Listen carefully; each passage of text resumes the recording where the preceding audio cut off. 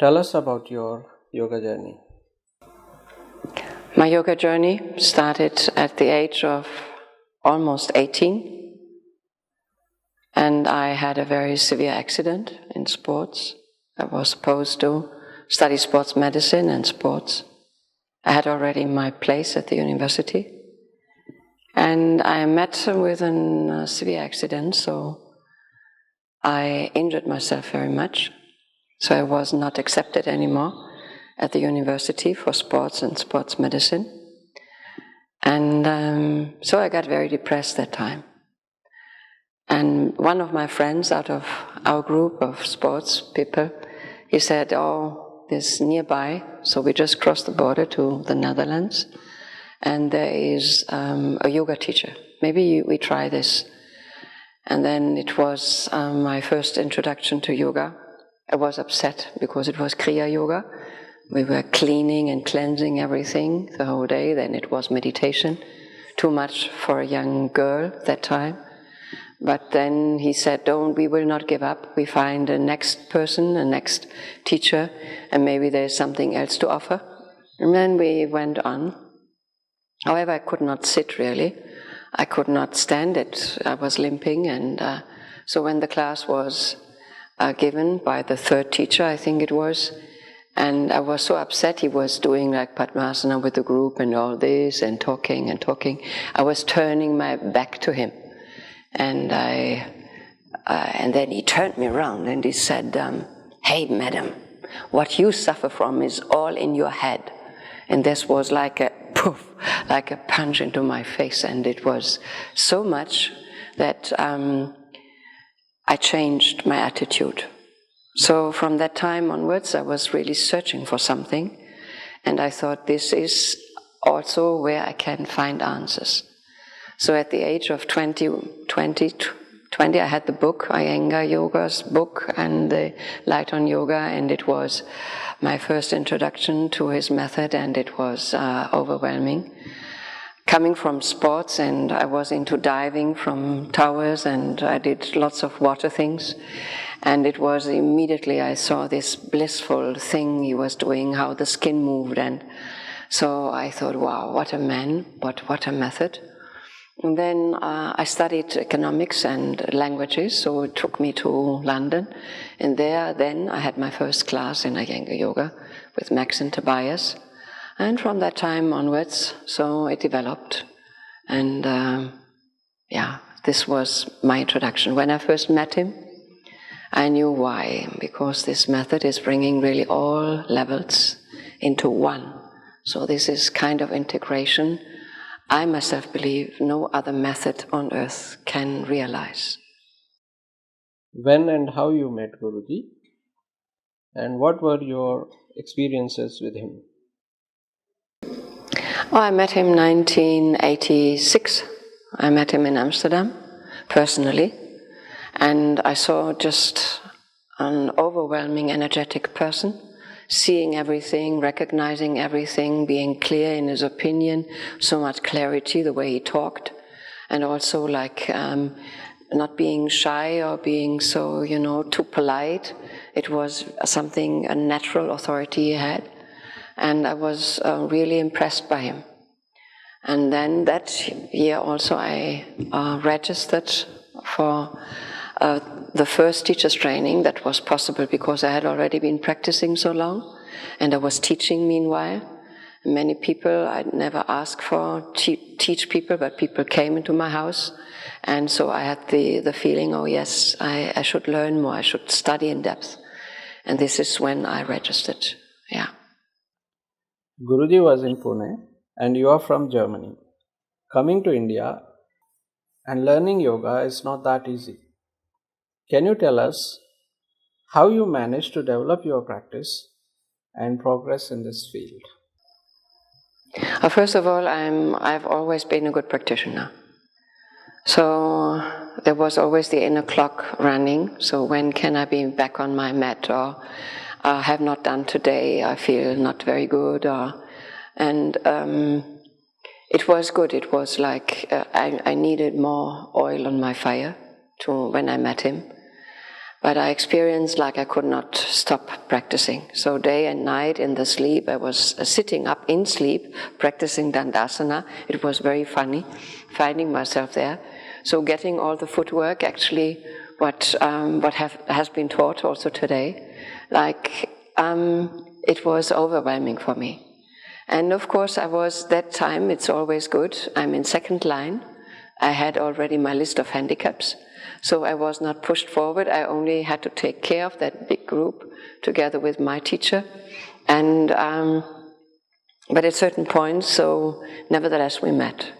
And I asked him some questions, and he said, "I show you." And then I felt also feeling touch, like going into a backbend and someone tells you, walk in, and you think you have walked in, and he's reeling hard on your shins and shows what to do. And then next time he said, just open the intercostal muscles, take them more in, and you feel something like a feather touching you. It's also him. So the differentiation in his teaching, in his touch, so it was like overwhelming, and of course it put even more oil to my fire. Yeah.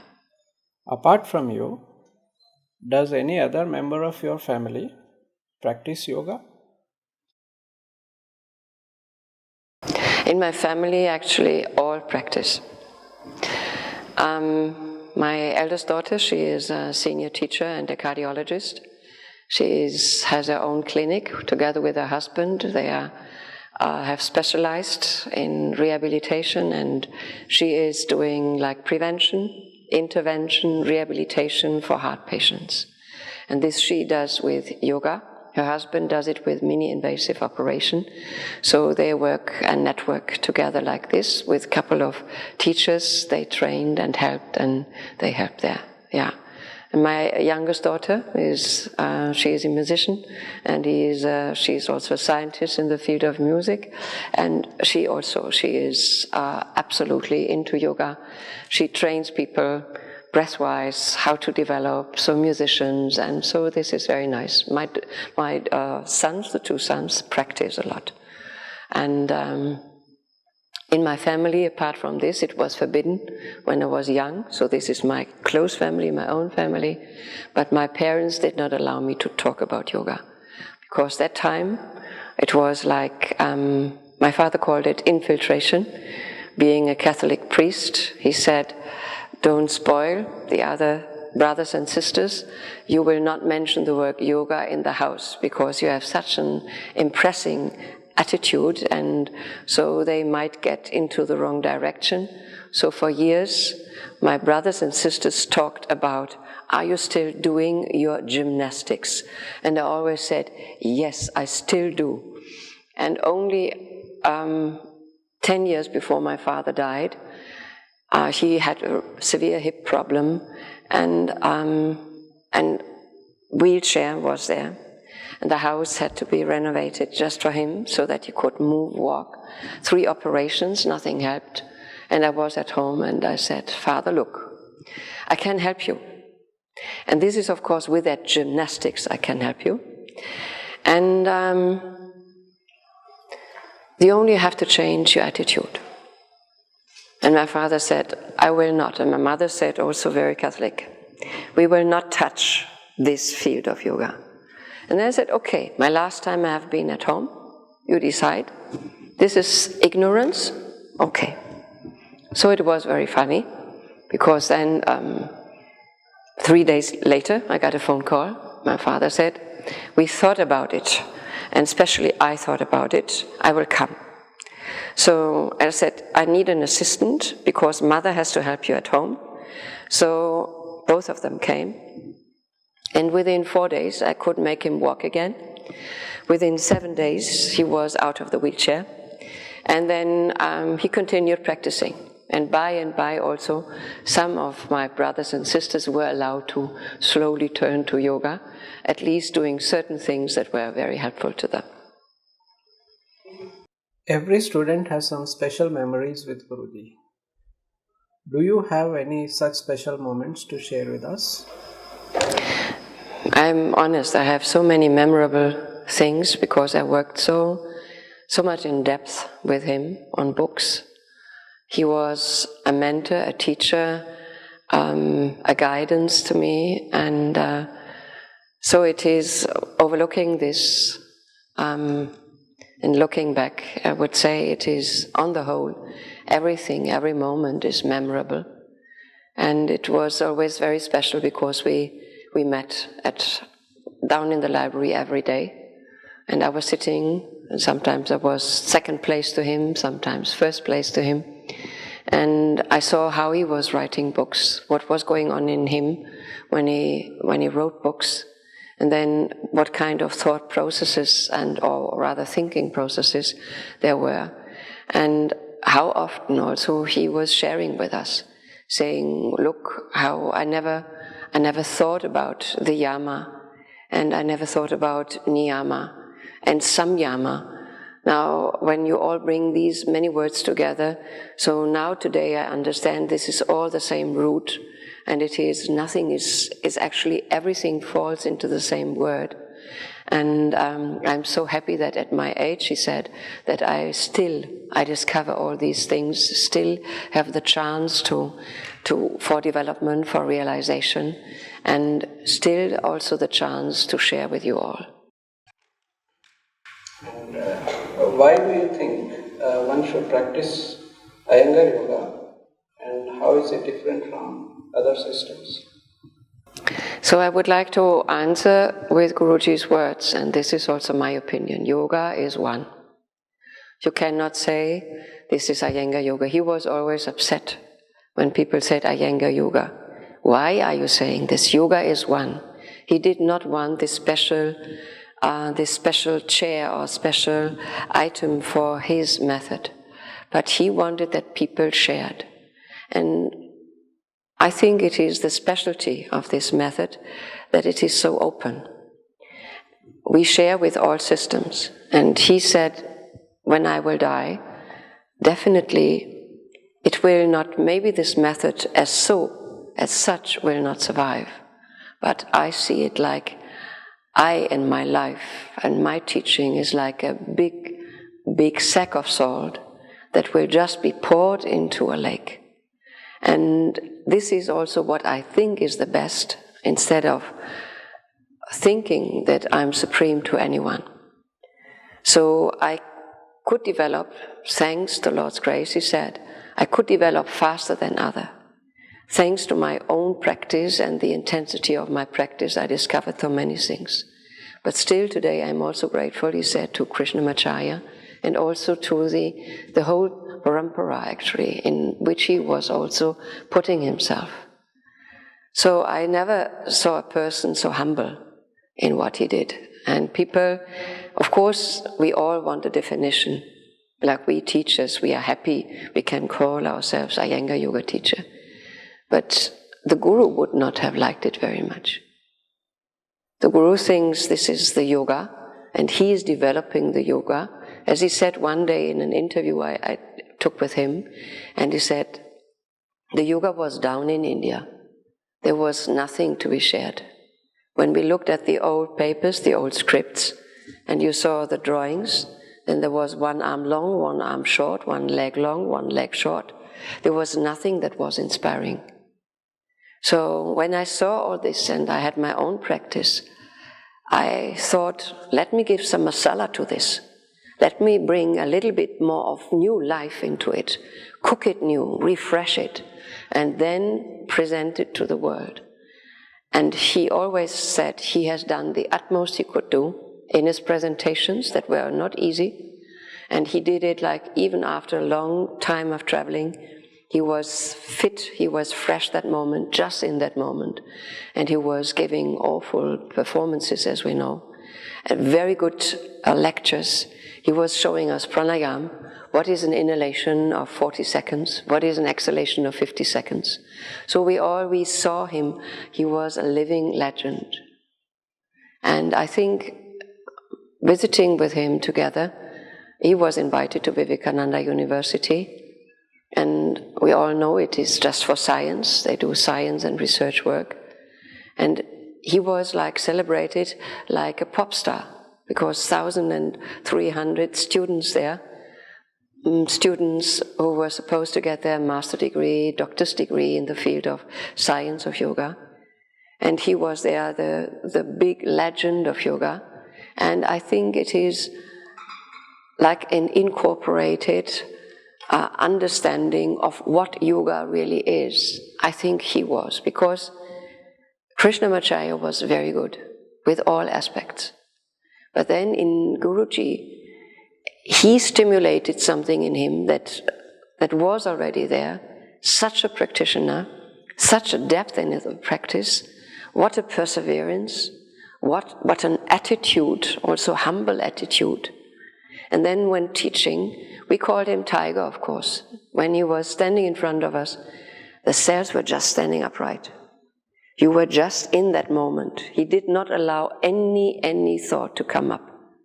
He wanted you perfect, now, complete, and no discussion. And when someone discussed, he said, I don't like these people. They come from the intellect. Why are they not staying at home? You cannot analyze a subject like yoga. You cannot analyze it from the brain. It has to go through the cells, and then you can analyze whatever you want. But this is what they do not understand.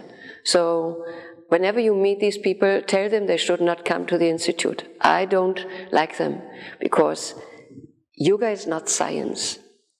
Yoga is science when it is connected with the art. Yoga is philosophy when it is connected with the art. So we have to see how the things incorporate together, and then this is the real balance of things we should have in our life. Some people say that Iyengar Yoga is slow and for the aged and deceased.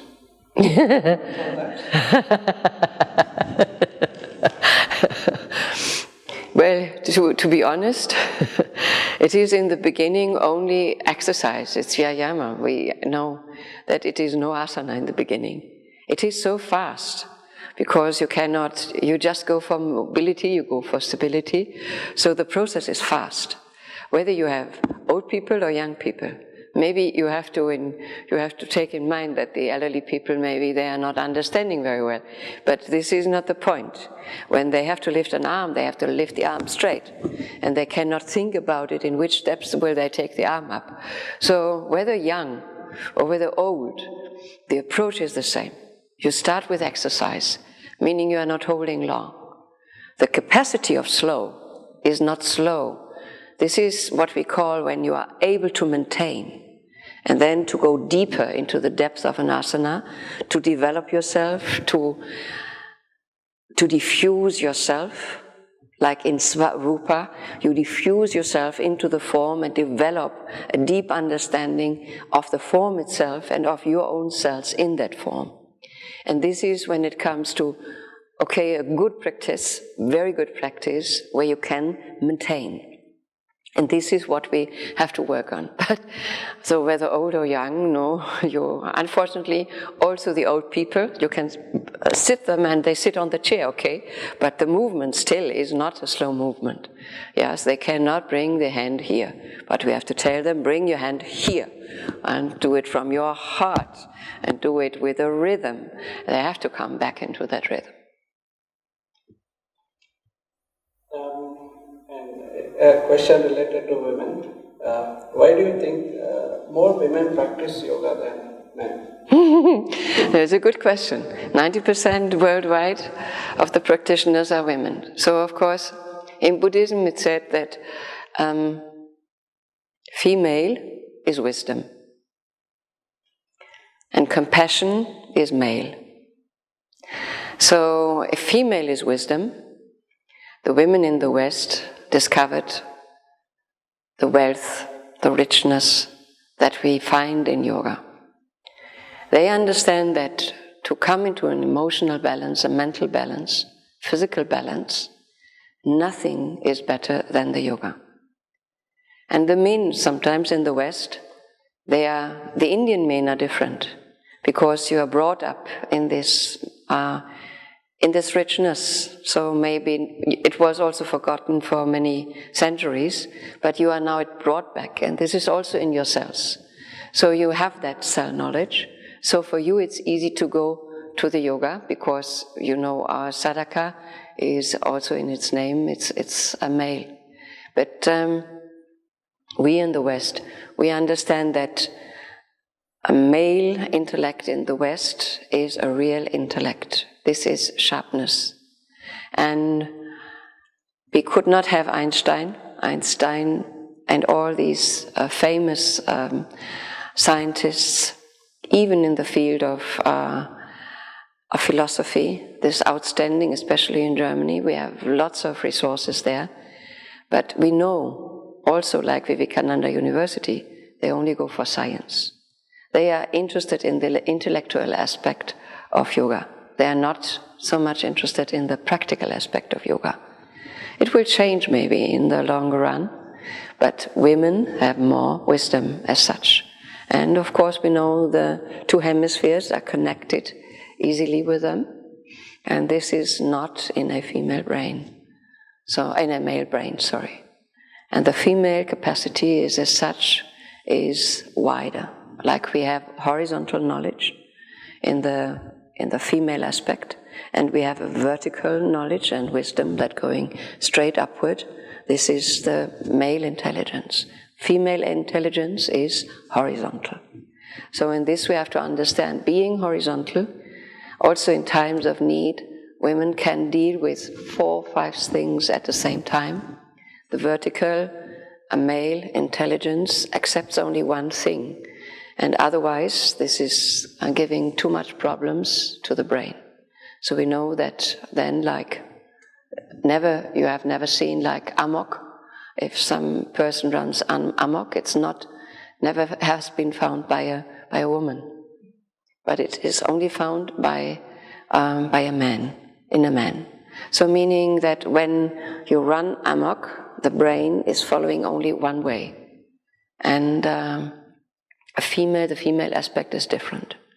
And when we did the book on menopause, so Gita and my daughter and myself, and it was Guruji giving a long interview about the difference between men and women. But finally he said, a book like menopause, so actually one should make a clear differentiation in that word itself. It is men or pause. And he said, the men have to understand, write down there on front of the book, write, this is also very good for men. So he said it is the concept of female and male, one has to underline more and more to understand the difference, but also then what a woman, what a female human being has to develop. This is more male aspects, and what a male human being has to develop is more female aspects, so that we balance our own Shiva Shakti energies in ourselves. You wrote 2 books, Motherhood and Menopause. Now you are coming up with another book, Yoga and Ayurveda. Can you tell us what can we expect from it? The book Yoga and Ayurveda is actually, I hope I will answer all questions, because we have, the background is Samkhya philosophy, it connects, unites the two. And from this aspect, one can easily understand Ayurveda. And those who are just doing Ayurveda easily understand the yoga. And then we know why Ayurvedic doctors have to study like 2 terms, at any rate minimum, yoga. Because this is part of the setting. So if we want to balance the health of a human being, we have to understand the health of the human being is based on many things, like what we eat, we are, we say, but also what we see, we are. When we look in the evening, when we watch TV, and you just watch a very heavy and criminal story, and you see that film, it will go into your system. You will not be able to prevent it. Meaning, so what you see, what your eyes, what your senses perceive, And also what you eat from outside, what you put to your skin, how you work, with whom you talk, with whom you have your relationship. This everything is dealing with our health system. Everything deals with the balance of the elements in us. And this is the book about. So then, of course, also the wrong concepts, because a yogic diet is not an Ayurvedic diet. An Ayurvedic diet is also not necessarily vegetarian nor vegan. So we have to understand what are the principles of Ayurveda, and then what are the principles of yoga, and where do they really meet. They are one, like you can put into one sentence. And for those who have not read Motherhood, can you explain how Iyengar Yoga helps women during pregnancy, menstruation and menopause? Through the life, actually, how Iyengar Yoga is helping women, yeah. So Guruji, from the early days, he had been teaching women. I've seen photos, old photos, women with Punjabi dress completely, and just taking the shawl away when they entered the yoga hall. And he was allowed to teach them. So from very early days, he had contact with women, and also his wife was a good student and a good teacher to him, he always said. So he understood so much the female body, the female thinking, the female needs, that built on this, so more and more knowledge came. Like when Gita wrote her book, like Gem for Women, she had already, like Times of India, she had written many, many articles for Times of India. And so this came into like a nutshell for her. Then we had like 96, we had a women's intensive, a world, like an international women's intensive, with 60 countries, or 59 finally. And there was only one representative from one country. And we worked like 12 hours together, like for 3 weeks every day. And finally also Guruji entered. And Gita-ji finally, she wanted to do it alone because she had developed the whole 3 weeks. But Guruji came in with expertise, and he always came back to his knowledge, how he sees, how he feels, experiences women, how he sees the needs of women, and what can be done from the yogic point. So many things that we are doing, this comes from his aspect, and Gita-ji also was taught by him and developed further. So when nowadays we have all these books written, it is like the base of this was the Women's Intensive in 96. And based on this, one day Gita-ji asked me whether I could help writing books. And then she asked me, when you agree, what would you think? What would be the best to start with? And I said, motherhood. Because here life starts. And it's not only that we work with a woman on pregnancy, but the new life that is just created and will be created is in the womb of a mother, comes under the influence of yoga. And I think it is like the double aspect. Bellur had a very special place in Guruji's heart. Can you tell us what was the vision of Guruji on Bellur? Guruji's vision and idea about Bellur was that this area is very poor. He came from a very poor background. And he knew that people here in the quarries, so like 40, 50, 60 villages just lived on the quarries, just cutting stones, the granite. And that the children at the age of 3, they were taken with their parents, sometimes 2, and they spent the whole day there. And the only income was breaking stones and granite. So there was actually no chance to get a better life. And his idea was education, a hospital, and then also bringing this idea of yoga into the schools here. And when he opened his vision, it was very clear what it was about. He said, There's the primary school down in the village. My family did, and I also took care of it. I built a town hall. I will reconstruct all temples so that they have social life. And my vision is to have like a high school, a hospital, a boarding house. I want the college in the long run. And I would like, my deepest wish is that with the education, that people overcome the misery of just staying here, being just victims of their own environment. So overcoming something like a bad heritage, a bad legacy, we all wanted to help that time. And we were clear, the international yoga community, that we all would help. And when we see nowadays what came out of this vision, and what he finally in 2014, so in January, still visualized. He was planning this wonderful yoga hall. He planned the boarding house. He planned the cafeteria. He was planning also the skill training. So his vision was that from here also, that even the industry around that would settle, because that companies would come knowing that they have good and skilled people here. So, he was right in any respect.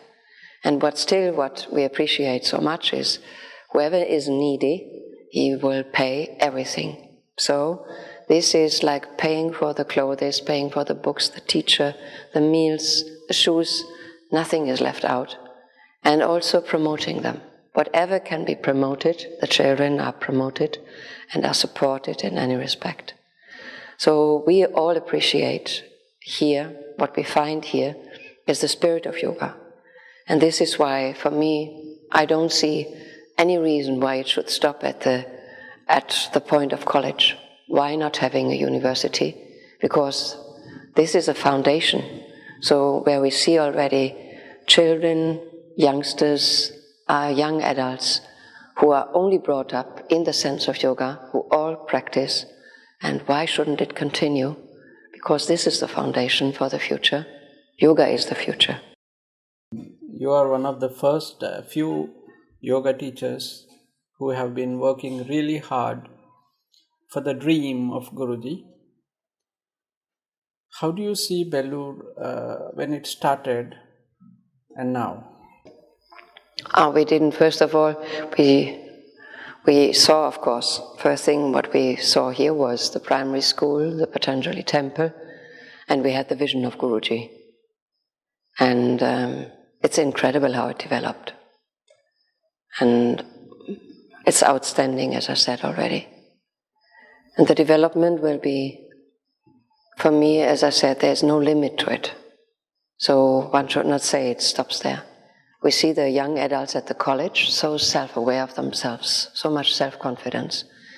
How nice this is. Not that they're not hiding, but they are someone. And I think this is very important, to make them so aware of themselves, their capacities and their abilities. And this is really sponsoring. This is helpful. Is there any change in the attitude of people visiting Bellur in the past and now? Think of Western people? Well, to be honest, so we bring people here to not only to experience, but to live this spirit with us for a couple of weeks. This is outstanding, and you can only convey it through experience. I'm always happy when the teachers come and they are here and they experience it themselves, because you cannot convey it. I can send lots of letters, I can send lots of photos. What is really inspiring is to be here. And I trust that the next generation will be so inspired just by coming here, that also the future is clear. We hardly see any Indians participating in these workshops here. and you are one of the very first Western teachers to invite Indian students to participate in the workshop. Don't you think more Indians should come and participate? What would be your suggestion for Indian students? For me, I would suggest that, first of all, everyone is welcome. So in yoga, we are a big family. You cannot demarcate. It stops at the border of India, or it stops at the border of Europe or Germany, but we are one. This is the same spirit. So when it comes to teaching here, this was my wish, that students from India can please not only come, but they are invited to come. And this is the best what we can have. We all now, we are working together in a big group, and we have like teachers here from Bellur, we have many teachers here from Hyderabad, from other places, and we have so many teachers worldwide. So how beautiful it comes together. And there is, of course, a lot of sharing. This is a lot of understanding mutually. So, and this is the main thing. We should never say, I am an Iyengar Yoga teacher from Germany, and this is an Iyengar Yoga teacher from India. This makes a difference. It does not make any difference, because we are all one. Like we are separate entities, but the spirit that connects us is the same, absolutely the same.